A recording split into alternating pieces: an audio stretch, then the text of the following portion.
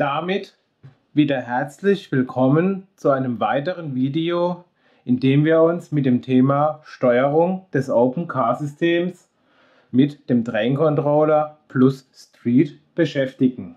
Heute möchte ich euch jetzt endlich zeigen, wie es eigentlich funktioniert, dass wir mit mehreren Autos in einem Block uns bewegen können. Bisher haben wir es ja immer so gemacht, ich habe hier ein Auto gehabt, das ist eine Runde gefahren, ist da abgestellt, dann kam das nächste dran, ist hier eine Runde gefahren, hat sich abgestellt, dann haben wir das wieder gestartet.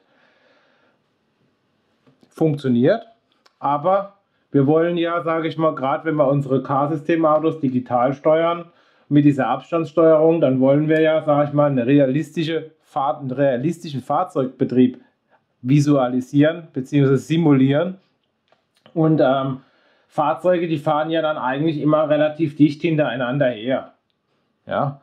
Beziehungsweise, sage ich mal, wenn jetzt hier irgendwo eine Kreuzung kommt, das erste Fahrzeug hält, dann hält ja das nächste Fahrzeug nicht hier oben, weil jetzt da der nächste Block ist, sondern die Fahrzeuge, die reihen sich ja hier hintereinander auf, wenn ein Fahrzeug mal stehen bleibt.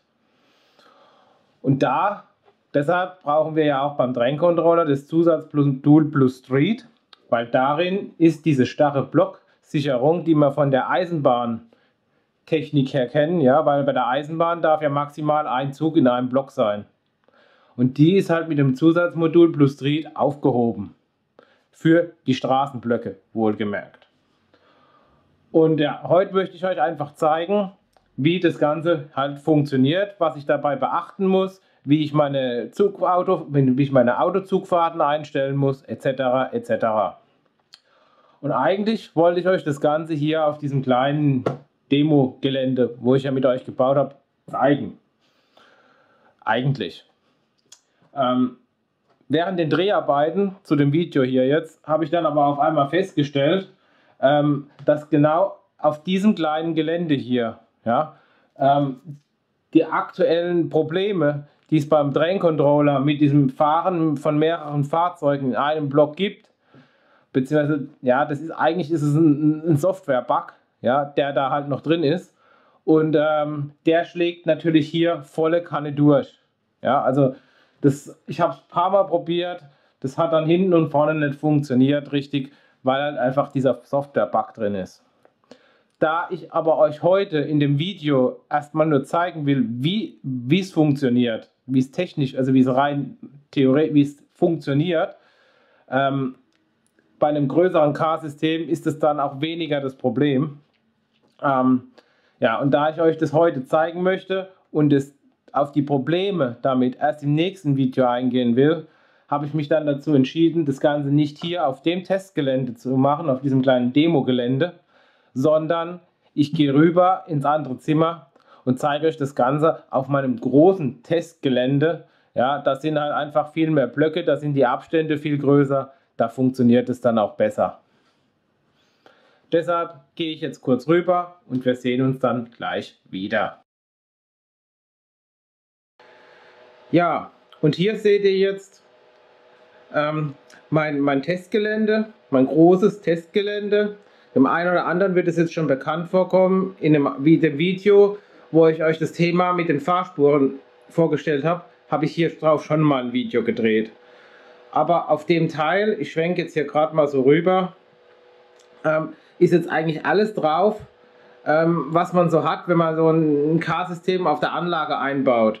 Wir haben hier Bushaltestellen drauf, da kann ich euch dann auch mal zeigen, wie das Ganze funktioniert mit einer Busausweich, dass der Bus daneben rausfährt und dann auch noch ein paar Spielereien macht.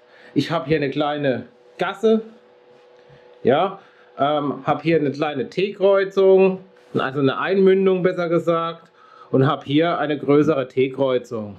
Der einzige Unterschied eigentlich zwischen jetzt diesem Testgelände hier und meiner Anlage, meinem Testkreis drüben ist, hier habe ich noch die alten Rückmeldemodule verbaut.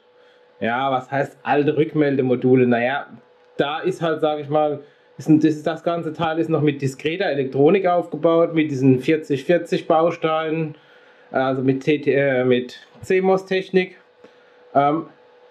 bei dem kleinen Testgelände, wo ich da gebaut habe, da habe ich ja ein Rückmeldemodul verbaut, da ist ein Mikroprozessor drauf. Macht aber von der Funktion her gar keinen Unterschied. Die funktionieren genauso gut wie das Mikroprozessorteil. Das einzige ist halt, beim Löten muss ich hier halt ein bisschen mehr brutzeln. Das ist der einzige Unterschied. Ja, dann gehen wir mal hier noch weiter. Hier kommt dann auch gleich der Schattenbahnhof. Ja, Bahnhof, naja, also ich sage halt einfach immer wieder Schattenbahnhof, weil Schattenautohof hört sich irgendwie blöd an. Das ist auch übrigens der gleiche Schattenbahnhof, den ich auch bei mir auf der Anlage habe.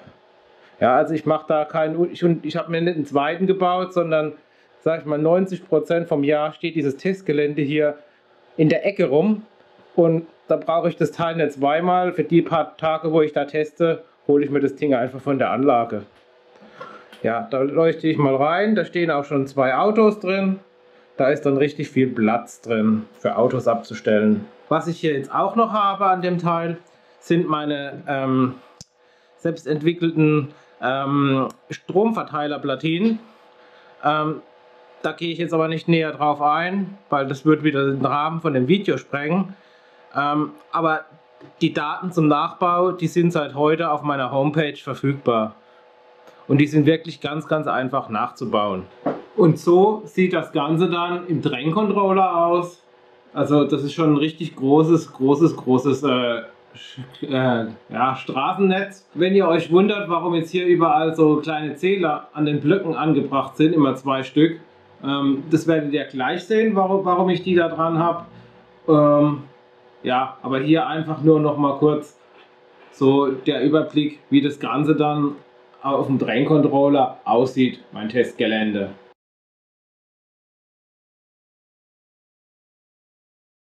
Ja, dann legen wir auch gleich los und als erstes möchte ich euch jetzt noch ein paar Tipps und Tricks mitgeben, was ihr, oder besser gesagt, was ihr eigentlich beachten müsst, wenn ihr mit dem Computer mehrere Fahrzeuge in einem Block fahren lassen wollt.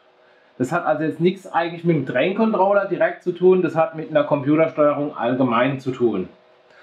Und zwar, das A und O bei einem Car-System, bei dem mehrere Fahrzeuge sich in einem Block befinden, ist, dass eure Sensoren, ja, also diese kleinen Teile hier, 100% richtig funktionieren.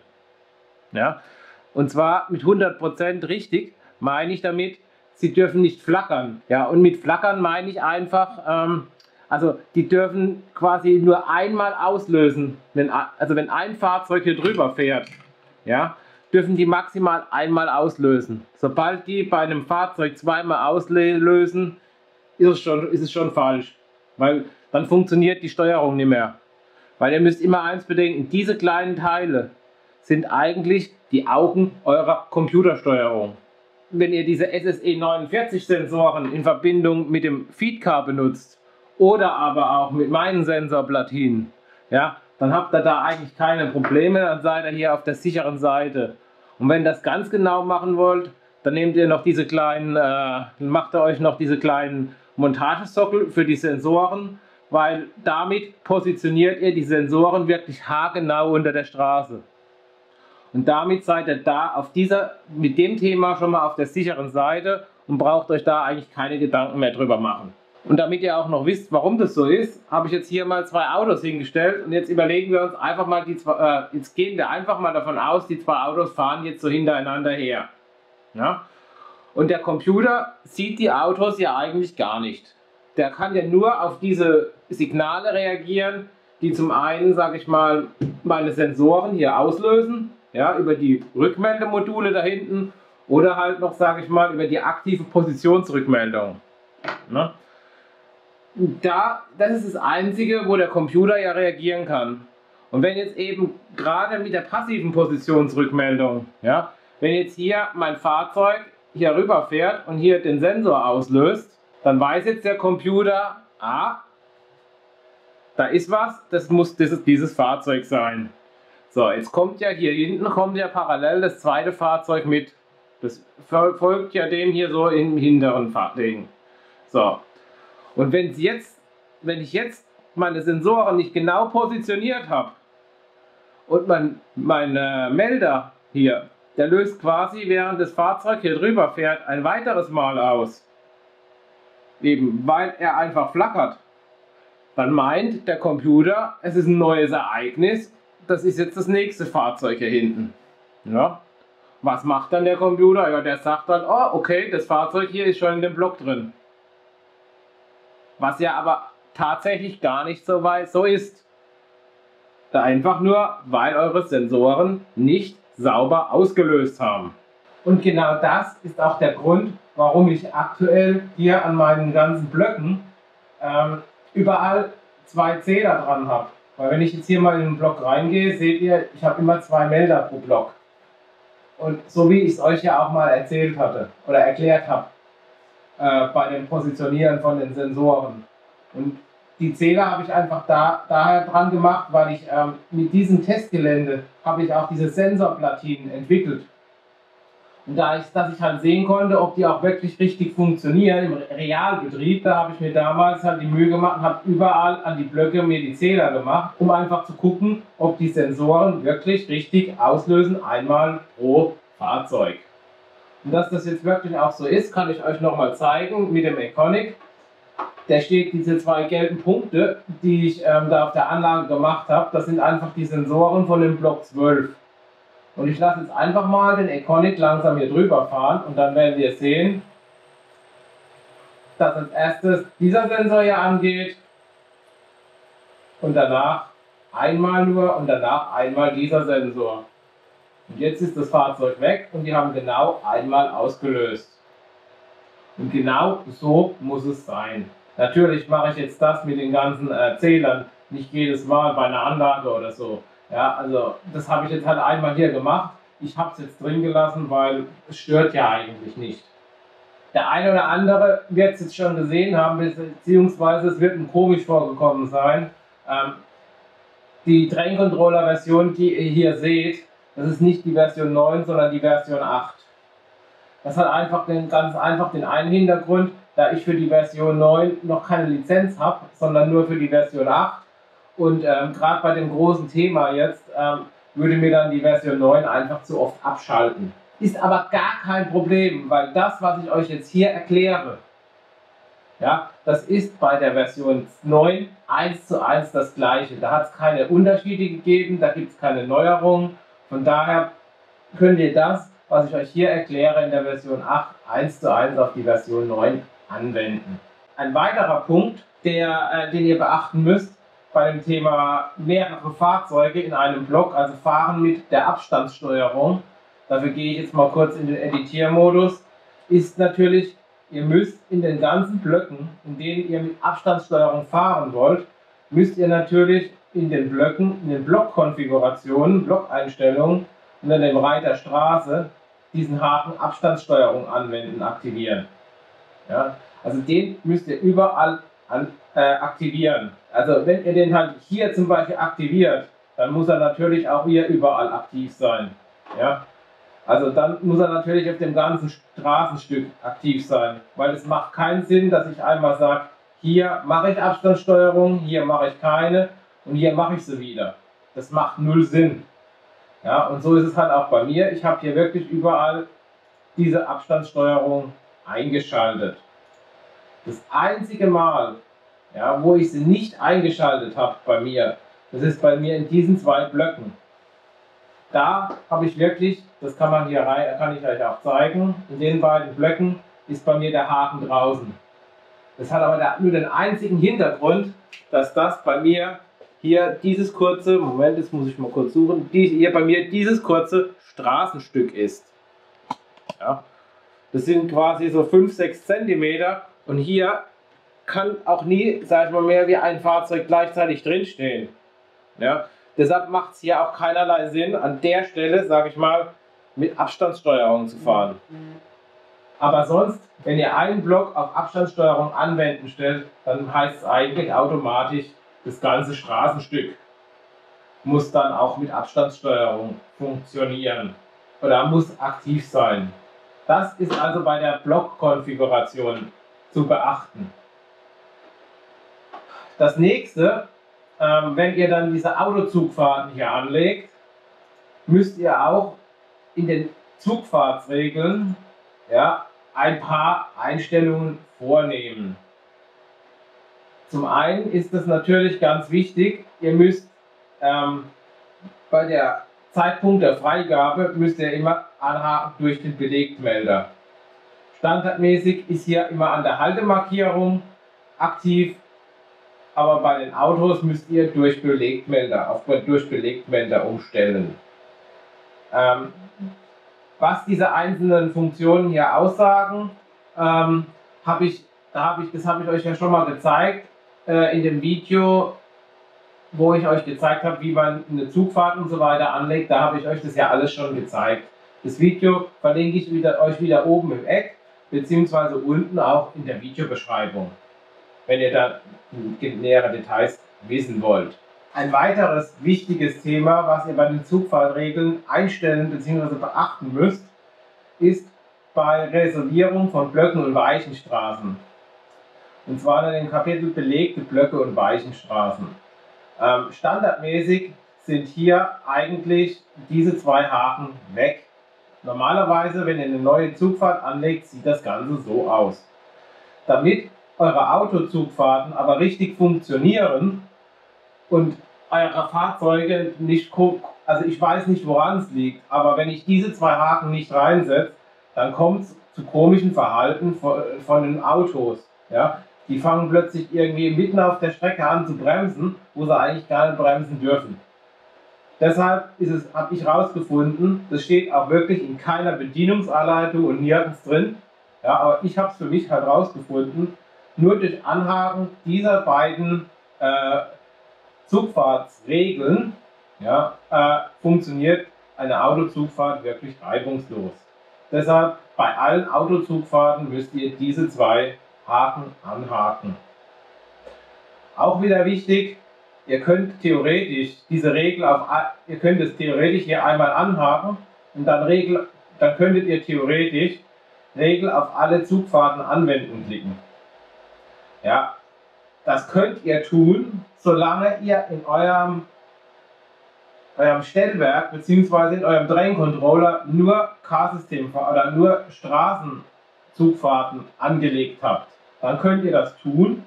Sobald ihr aber eine richtige Zugfahrt für einen Eisenbahnzug angelegt habt, dürft ihr auf keinen Fall diesen Button drücken, weil der bügelt euch das über alle Zugfahrten drüber. Ja, denn ist dann völlig egal, ob das eine Autozugfahrt oder eine richtige Zugfahrt ist. Das ist dem völlig egal. In dem Moment, wo ihr da drauf klickt und bügelt er euch das über alles drüber. Deshalb mache ich es immer so, ich gehe halt in jede Zugfahrt rein, wenn ich sie angelegt habe und setze die zwei Haken. Dann bin ich auf der sicheren Seite. Ja, und das war es jetzt eigentlich schon, was ihr beachten müsst bzw. einstellen müsst bei Zugfahrten oder allgemein halt bei Fahren mit mehreren Fahrzeugen, einem Block unter Abstandssteuerung.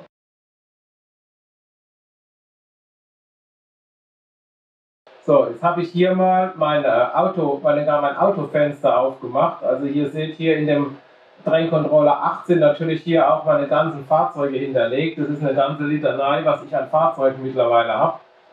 Und da will ich euch jetzt einfach mal zeigen, wie ihr hier in den Blöcken die Autos positionieren könnt. Beziehungsweise, naja gut, ich meine, ein Auto hier reinzubringen ist nicht groß kompliziert. Ich gehe auf mein Fahrzeug, nehme die rechte Maustaste, ziehe das hier rüber, positioniere das hier, gut ist.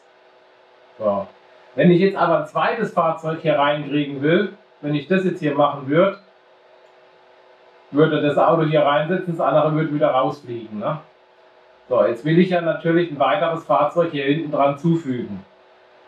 Dazu muss ich das Fahrzeug mir auswählen, also selektieren.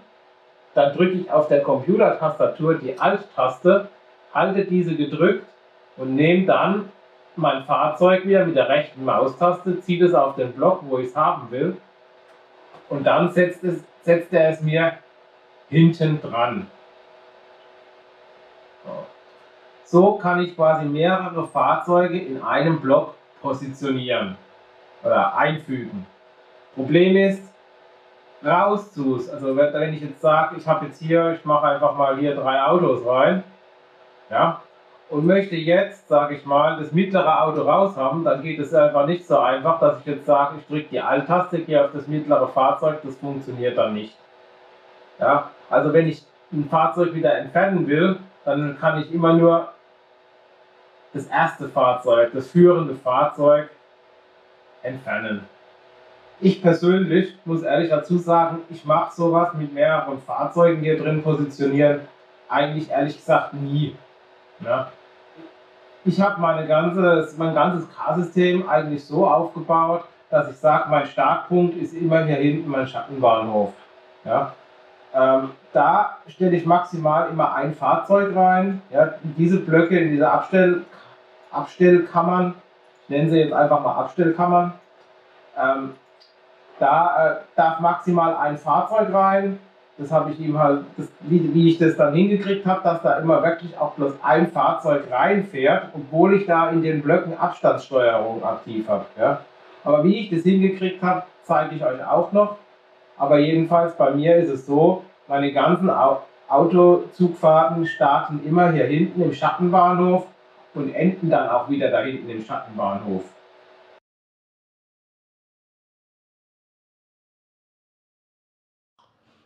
So, jetzt habe ich euch schon ganz viel erzählt, was ihr jetzt beachten müsst, wenn ihr quasi mit mehreren Fahrzeugen in einem Block unter Kontrolle der Abstandssteuerung fahren möchtet. Damit ihr jetzt auch mal seht, wie das Ganze dann funktioniert, werde ich jetzt mal diese 3 Fahrzeuge hier hinten über die Strecke fahren lassen. Damit ihr dann auch das besser nachvollziehen könnt, in welchem Block sich das Fahrzeug jetzt hier auf der Anlage gerade befindet, habe ich diese Blöcke, so wie sie im Computer sind, hier jetzt nochmal auf der Anlage mit so einem Malerkrepp einfach nochmal markiert. Weil hier ist ja halt alles gestrichen, hier kann man keine Blöcke mehr erkennen. Deshalb habe ich euch das jetzt hier mal so visualisiert. Ich habe jetzt mal meine 3 Fahrzeuge hinten im Schattenbahnhof platziert. Die Melder, die Stoppmelder des jeweiligen Blockes haben hier jetzt ausgelöst. Die Fahrzeuge stehen da drauf. Das sieht man hier dran, dass diese Blöcke jetzt so rosarot ausgeleuchtet sind. Und damit unser Computer jetzt auch keine andere Wahl hat, wie hier einfach nach hier oben zu fahren, ja, theoretisch können wir ja hier oder hier reinfahren, dann werden wir die Möglichkeit jetzt erstmal nehmen, indem wir einfach mal kurz die Blöcke stilllegen. Einfach auf den Block gehen, mit einer rechten Maustaste draufklicken und dann auf Stilllegen gehen. So, damit hat er jetzt keine andere Wahl, wie alle Fahrzeuge hier oben rauszuführen. Weiterhin möchte ich, dass er jetzt erstmal hier die ganzen Fahrzeuge aufreiht und nicht gleich da weiter durchfährt. Deshalb sperre ich hier einfach mal die Ausfahrt. Das heißt jetzt, er darf hier nicht aus dem Block nicht rausfahren und muss natürlich alle Fahrzeuge hier anhalten. Und dann werden wir auch gleich mal unsere 3 Fahrzeuge hier starten. Das erste Fahrzeug, der Econic, fährt los. Wenn er in diesem Block angekommen ist und den verlassen hat, startet er das nächste Fahrzeug. Man sieht es hier, dass das Fahrzeug hier schon reserviert ist. So ein blasses, hinterlegtes Fahrzeug heißt immer, das ist reserviert. Man hat es jetzt auch gesehen, nachdem es in den Block reingefahren ist, war es dann quasi, ja, ganz klar dargestellt, immer so blass. Das sieht man jetzt hier auch gleich mit dem Sprinter wieder. Hier ist er jetzt plötzlich so. Wie ihr auf dem Computer und auf der Anlage erkennen könnt, haben alle Fahrzeuge den Block 38, haben die den verlassen. Das sieht man hier, sage ich mal, der ist logisch, der ist ja schon im Block 32. Dieser hier steht noch kurz vorm Block 32, der beginnt ja erst hier. Und der hier, ja, der ist gerade rausgefahren. Aus diesem Grund kann man jetzt erkennen, dass hier meine Melder alle 3 Mal ausgelöst haben. Es sind 3 Fahrzeuge hier durchgefahren. Die Melder vom Block 32 haben allerdings erst einmal ausgelöst. Nur, weil eben momentan nur mein Econic hier in dem Block steht. Was man hier aber auch jetzt noch erkennen kann, ist, dass laut Computer man eigentlich annehmen könnte, dass alle Fahrzeuge schon im Block 32 sind. Weil diese ja nicht mehr so schwach hinterlegt sind, sondern die sind ja alle hell, also alle hell dargestellt, vollflächig dargestellt. Das kommt jetzt durch das Thema Abstandssteuerung und da werde ich dann im nächsten Video nochmal näher drauf eingehen, wieso, warum und weshalb das so ist. Jetzt lassen wir einfach mal unsere Fahrzeuge weiterfahren. Ich tue mal hier die Ausfahrtssperre herausnehmen, damit unsere Fahrzeuge wieder starten können. Heißt also, mein Econic fährt los und jetzt setzen sich auch die anderen Fahrzeuge, wenn die aus dem Abstandsbereich heraus sind, wieder in Bewegung. Man kann jetzt sehr schön erkennen, wie hier immer mal wieder 2 Fahrzeuge in einem Block sind. Hier sind sie jetzt dreifach drin. Der Econic ist natürlich jetzt schon ein bisschen weiter. Ja, jetzt haben wir hier das Fahrzeug drin. Hier unten haben wir relativ kurze Blöcke und so weiter. Genauso kann man auch hier jetzt überall schön erkennen, wie alle Sensoren sauber arbeiten, indem sie genau 3-mal ausgelöst haben. So, jetzt lassen wir sie alle mal wieder hier hinten in den Schattenbahnhof fahren.